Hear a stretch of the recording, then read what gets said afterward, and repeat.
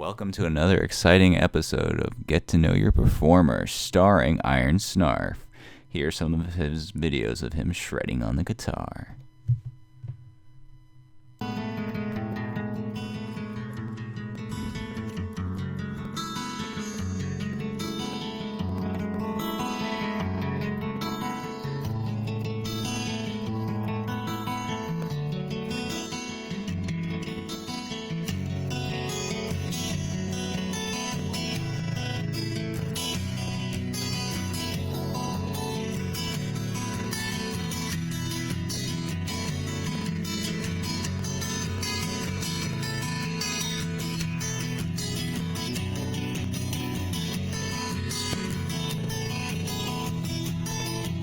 Hello, Snarf. Welcome to Get to Know Your Performers. Hello, Froggy. So, I got a couple questions for you today that I think will be interesting. Might have a couple answers. I would hope so.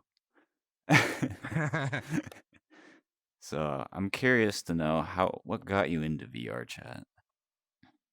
Well, what got me into VR chat was I had bought my VR headset Hmm. and I played Half-Life Alyx and I played Ragnarok and I played all my other games in VR, and I was kind of running out of content for my VR headset to use. And I was for a long time avoiding VR chat because my impression of it was Ugandan Knuckles running around spitting on people, and that was the basis. And I mean, to an extent, I wasn't wrong.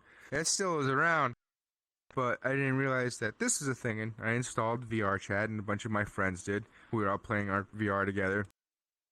And one of in the world, when you first join VR chat, that hub world where they got like the big 4 portals in front of you, where it kind of introduces you. You got the Black Cat, and then you have that the Japan Shrine like level, and then you had something else, and then there was an open mic world. And I looked at that and I was like, well, what the fuck is that? Because I hadn't played my instrument in a while. Pandemic happened, hadn't really played.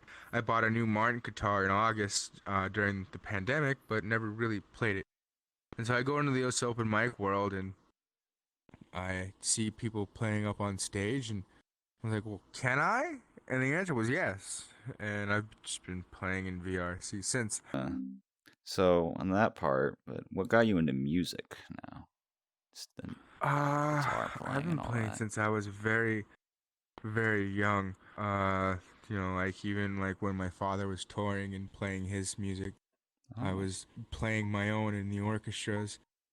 And I guess I kind of like after my father in that, and then I like to play like I started playing because like I want to play like dad, and then it kind of turned into my own thing.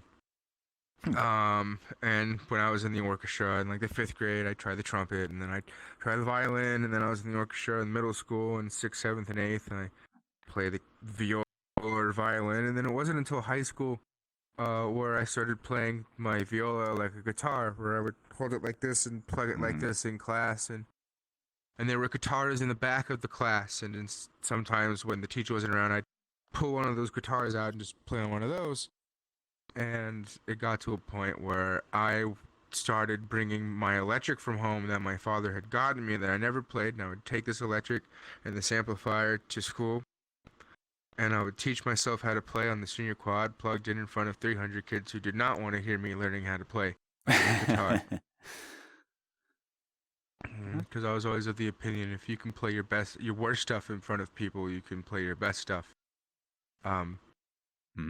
And I would always get yelled at by the music teacher for holding it like a guitar, my viola. Yeah. But then after high school ended, I stopped doing orchestra stuff and started focusing more on the guitar. And then I realized that an acoustic guitar is way easier to lug around than an electric and an amplifier. And so I started focusing on the acoustic. And it's kind of been from there. Okay. If you would give anyone advice, what would it be for like musicians starting off? Don't give up. Don't give up. There will be walls. There will be physical limitations, such as like, well, your hands just can't stretch that way right now, or it hurts to bend them for that period of time. And well, you just keep doing it for as long as you can and just work those muscles out. I mean, how I first started learning was I just taught myself other people's music, like Nothing Else Matters and Stairway and all the big ones that people learn when they first start playing. But it's not learning to play the song specifically that I was going for. It was playing the songs well and learning the techniques to hold the chord shapes properly without buzzing strings. Like again, the biggest piece of advice I can give is just don't give up even when you hit that wall. Just keep doing what you're doing and experiment. It's Right. okay to sound like shit if you're working on it to not sound like shit. Hmm. Do you have any other interests besides music? Hobbies and Uh, such? Gaming. Basically gaming. Obviously we're in a video game right now, right? Mm. Just Yeah. always trippy. I'm just looking around like there's crazy things that happen in this game. But So, gaming outside of music is really my biggest hobby is that and working. But I wouldn't call my job a hobby. yeah. But no, hobbies, man, like music is my hobby. I mean, music's my passion. It's generally what I put most of my focus into. Okay. Uh, could you describe your creative process of doing music? Um, you mean as I'm playing, or just generally how it is I go about playing? Just how you go Um, on it. You could do both. Why not? it's difficult to describe, right? Because it's like my thing. Like I do Mm. my own thing. Generally when I'm playing, I'm thinking of what I'm going to be following up with next. Like, what do I want to do now? Music's like a bunch of Lego pieces for me, where I have a bunch of riffs and chords and themes that I've created mostly myself. Everything is self-taught. Obviously, if you hear like a song like, "Hey, that sounds like that song," that's probably because it is that song. There's a Mm. lot of covers that I like to incorporate. Sometimes people just hear me throw Wonderwall in there. Um, Generally, my creative process is building and then like climax and then building it back down. Mm. Like beginning, middle, and end.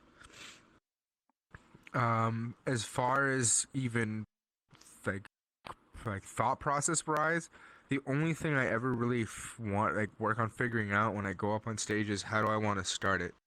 I have no idea how I'm gonna end it or what the middle is gonna be like. Like it's all freeform for me as I'm going. 'Cause Oh, it's didn't realize that. again my hobby and passion. Everything is improvised for me. Okay. Huh. Didn't know that. We're the opposite of that. I'm a big planner.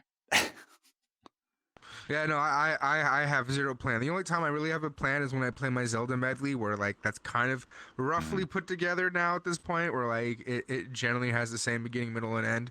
Now I'm just working on learning new Zelda parts to add to it.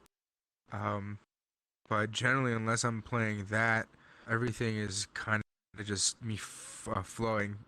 So if you hear something that sounds similar, it's just because I'm again themes Mm. and Lego pieces that that's how I describe them. Is Yeah. the Lego pieces. Like this particular like riff, I can put it here, or I could put it here, and then follow it up with this one or this one. It all just kind of comes And, together. and I'm Yeah. trying to improve on everything as I'm doing it and work on ways to make just the thing sound better. And then I listen back to what I play sometimes. Like what would I have done differently there? Mm. I'm always just working on improving it, even if it's just the same thing, just like 1,000 times. Right. Just make It's sure not always a to work in step on the Lego progress. pieces, you know?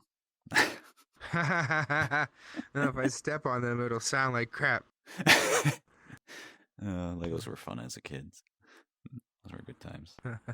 I remember I had a Lego A-wing from Oh, Star Wars, and I nice. built the whole fucking thing. But my dumbass put the cockpit into the ship in a way where Mm-hmm. when I opened it I don't know what the physics term is, but the whole thing crumbled apart in my hand. And when I opened the cockpit, because I Oh, had no. inserted it in such a way Oh. where it just exploded when I opened it. And I threw the remaining bit across the room. I was like 12 and I never fucked with it again. But I Yeah. fucking love Legos. They're cool. Yeah, they are. I used to do People who Bionicles, look at like just Legos. to admire like Bionicles. Mm-hmm. Fuck. I Remember remember those? Bionicles. Remember the ice guy. I remember the ice guy. He was Yeah, that was cool. my favorite I guy. forget their names. Yeah, I love the ice guy and the green guy. The Mm. leaf, the forest, and the ice dude. Those are my two favorite ones. I forget their names. And then they just did a whole bunch more Bionicle stuff. I don't remember, but I remember they had a Bionicle video game. Yeah, I remember Surfing the going. Lava's the red guy. It's so Okay, long well, ago. going back onto the music aspect of things. If you could collaborate with hmm someone, who would it be? One you would want? It could be Oh man, anyone. there's just anyone in the world. Yeah, Oh, see that opens it up too much for me not too much. because there are so many talented individuals out there in the Mm. world. And I guess again, if I were to just pick one, I'd just pick my dad. That'd be cool Oh, to play with him. that'd be nice. So, what does your Honestly, dad play? like I don't. He's a guitarist. What type of He genre? plays. Uh huh. He's like a rhythm lead, like a jazz musician. Oh, He yeah. played a lot, mostly in the '70s. Doesn't really play much. He does a couple shows every now here and then. Mm, Last time he played on stage was before the pandemic happened, okay. Yeah. like Hopefully. right before the masks hit. Yeah. At least that's calming down now. Mm-hmm. Do you perform like in person, go to places, stages? I So, have, mm, but like the last time I really did a show, uh, fuck, it was on that TV, public access TV station. I was playing in front of a Starbucks once, and this guy, I never met him before. He comes up to me and he's like, "I want you to play on my TV show," and I said, mm. "Oh, okay." And I go to the TV station, and it's a public access, and they didn't pay me for my time. But you know what? Fuck the TV fucking exposure. Why not? Yeah. And I go there and I get to the front gate and it's raining and it's nighttime and I open the door to push the button for the intercom to let me in and my door shuts with my keys in the car and I get locked out of the car with my instrument in it. I have to call my dad and he comes over with my spare. I'm like 20 minutes late getting in. I had several panic attacks during that period of time. Let me tell you. And he shows up with my key. I get in there and I get up on the stage and he looks at me and he says, "I want you to play some Katy Perry." What? And I look at this dude and I say, "No, I'm not playing Katy Perry." And he's like, "Well, can you play like some Britney Spears?" I'm like, "No." And he's like, "Okay. Do you Mm, know any pop music? Like any of the big ones? You know, like any Hanny Montana?" Like, "No, I'm gonna play what I want to play, or I'm gonna leave. mm. Like I don't do that." And he's like, "Okay, well, just say these things that I'm gonna tell you to say, and then you go ahead and you play." And I said those things, and I played. Uh, And that was about it. The last time, but most of the time, like when I would play in public, it would be me and my friend. We would just on a website, Reverb Nation, just like 150 recordings of us just recording and improvising and uploading. But one day, my favorite set of recordings is just a whole day of us. We recorded on the subway station, like at the subway station, on the subway Mm. train, on a bus, at the bus station. Recorded in front of the Los Angeles Times, in front of the LAPD, like Los Angeles Police Department. All Uh, over the place. and we just went all over LA recording from like dawn to dusk, and then went home and uploaded all of it. It was a good day. Mm. But busking is generally my primary form of performance. This whole virtual environment is really the first time I've ever really played shows or had a Oh, stage to play on like I do like here. okay. Yeah, you're definitely one of the popular ones. People can't get I enough of you. appreciate that. It's appreciated, and I enjoy playing for the people that like listening. Yeah. What's your process for dealing with performance anxiety? So my process for dealing with performance anxiety is I Yeah. generally get most of my anxiety when I practice something, and I'm gonna go up on stage with what I've practiced, because my thought is, well, what if I fuck up what I just practiced? Mm-hmm. So I just improvise on stage instead, and that is Okay. generally how I handle performance anxiety. Is I throw away what I've been working on and just play something comfortable that I'm used to playing, like just like I said again, themes and pieces that I like hearing and playing and messing around with. Mm-hmm. Uh, Performance anxiety generally usually hits when I'm up next. It doesn't really settle in until like, hey, I'm up next. Yeah. Like most of the time, I'm just in the line, just I'm muted, working on something, or listening while I'm playing, or just playing with whoever's on stage, but just being muted, seeing like how that sounds. Okay. Well, this is the point where I like to give the people they can plug all their media, social media handles, and whatnot. Do you want to? Well, I really only have one thing to plug for people, and is that the entertainment group that I help run, Dick's Entertainment, where we also run shows Monday, like throughout the week. Just set all week long. Monday, don't need to focus on Monday. We got shows all week long. Um, it's nyx-entertainment.com. The Discord, what is it? Discord.gg/ is that what it is? I forget. You tell me, man. I don't know. Discord/GG Nick's-Entertainment. I'm not the best at remembering those things. But as Mm. far as my own personal shit is concerned, I have a SoundCloud. SoundCloud.com/DONLD. Oh, And that is that. I haven't uploaded in a bit, but I mean too soon. well, thanks for coming. Appreciate it. It was a good time. Absolutely. Yeah.